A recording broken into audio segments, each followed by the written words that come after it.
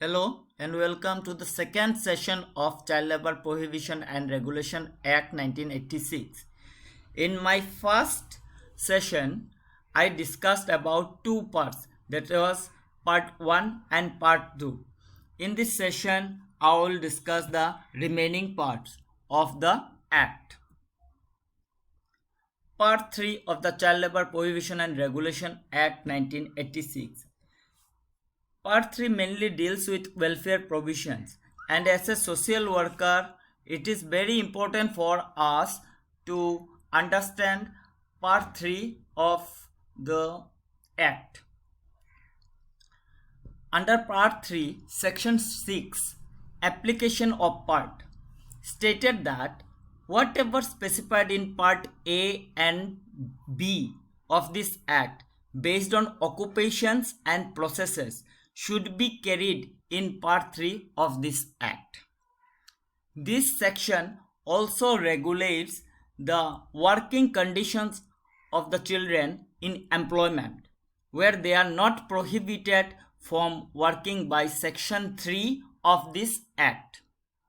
Section 7 deals with hours and period of work, which stated that no child are permitted to work in establishment if they have not specified the working hours. No child shall work more than 3 hours continuously without having a rest for at least 1 hour. The working hours shall not exceed more than 6 hours inclusive of their rest time. No child shall be permitted to work between 7 p.m. and 8 a.m. No child shall be permitted to go for overtime. Double employment in establishments for the child are prohibited. That means at one time a child is not expected to work in two establishments. Section 8 deals with weekly holidays. Every child employed in an establishment shall be all given holiday of one whole day after completion of 1 week of their work in that establishment.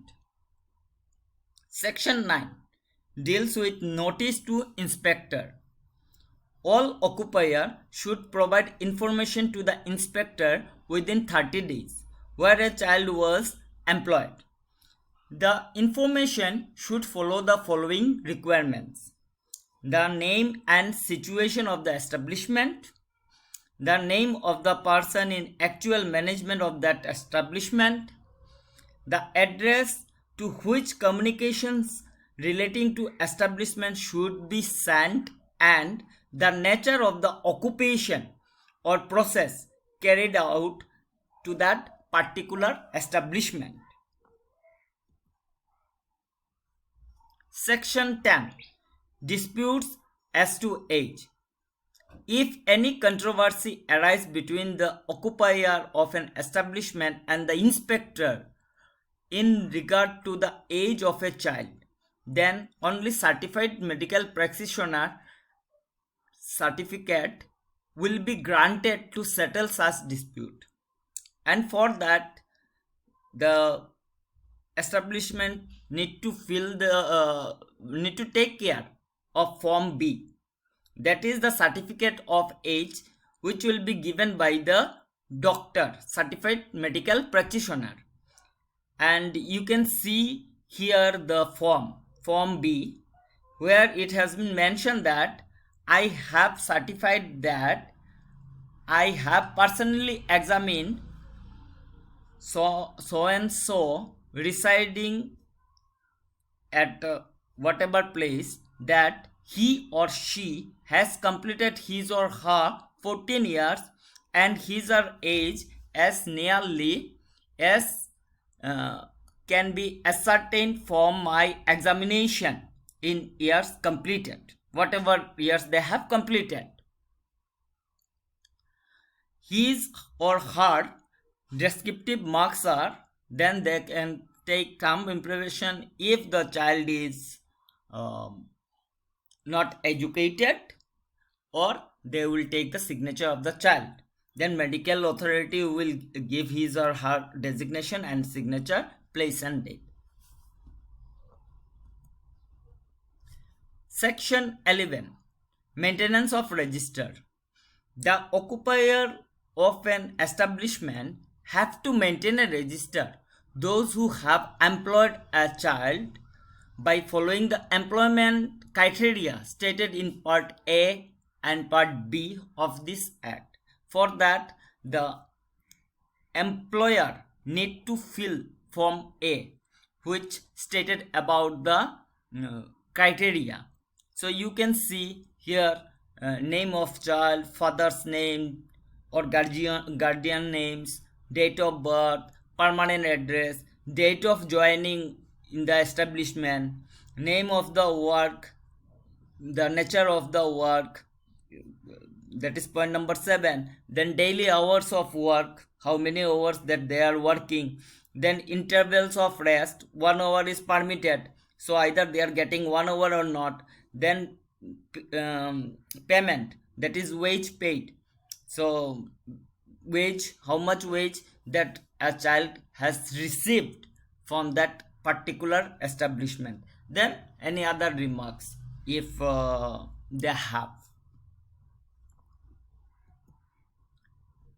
Section 13. Health and safety.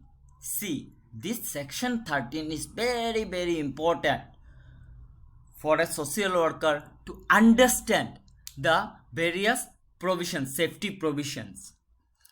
And in that health and safety measure, it has been mentioned that the appropriate government may, by notification in the official gazette, make rules for the health and safety of the children. The existing health and safety measures are cleanliness in the place of work and is freedom from nuisance. The occupier need to fix a planned criteria for clean environment within his establishment and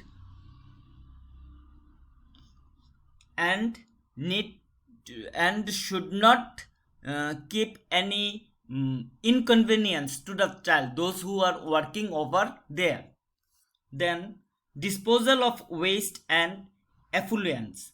The occupier need to keep dustbins as per the motive of clean environment and should have proper machinery to discharge the liquid waste in sea or river by following the cleanliness guidelines prescribed by the government. Then ventilation and temperature. Establishment should have ventilation facilities and should maintain the adequate temperature. Dust and fume. Need to maintain dust and fume in the establishment with the application of valid protocol. Artificial humidification. Need to control this parameter of artificial humidification. Here the establishment need to concern about it. Lighting. Establishment should have proper lighting facilities. Drinking water. The occupier of an establishment should keep clean drinking water facilities towards good health of his employees. Latrine and urinals. The establishment should have adequate latrine and urinal facilities for both male and female workers. Spittoons. The establishment should keep spittoon facilities towards cleanliness measures. Fencing of machinery. All machines should have certain barriers with an appropriate fencing mechanism towards employees' safety measures. Work at or near machinery in motion need to keep automatic gearbox and switches for machines which have motion with appropriate fencing mechanism. Employment of children on dangerous machines. The establishment should be concerned about it and need to train the child by following all safety measures. Instructions, training and supervision in relation to employment of children on dangerous machines. Yes, establishment should keep supervisor to look after all these dangerous machines and its operating procedures. Device for cutting of power. Yes, need to keep active device in an appropriate place and position.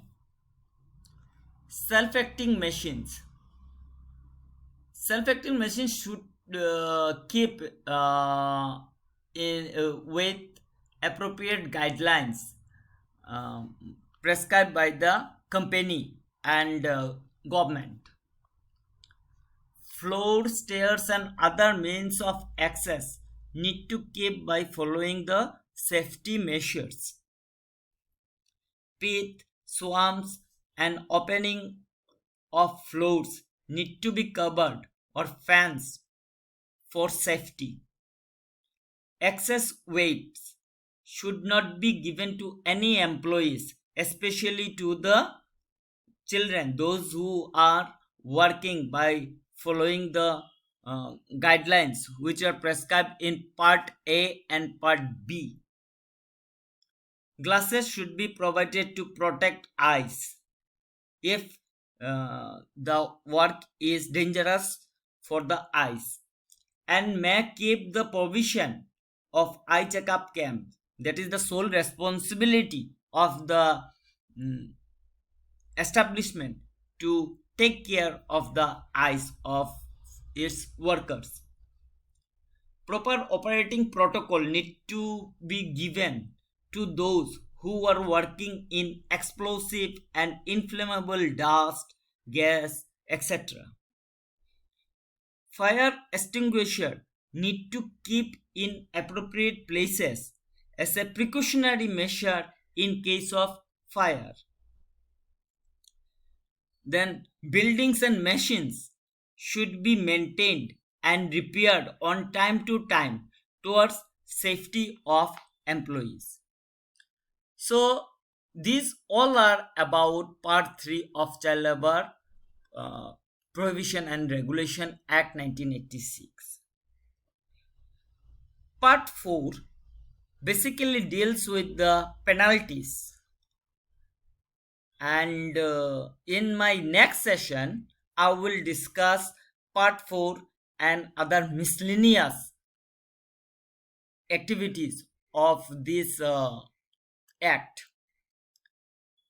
I hope you all understood the health and safety measures which are very important. That is section 13 under part 3 of Child Labor Prohibition and Regulation Act is very, very important, and you need to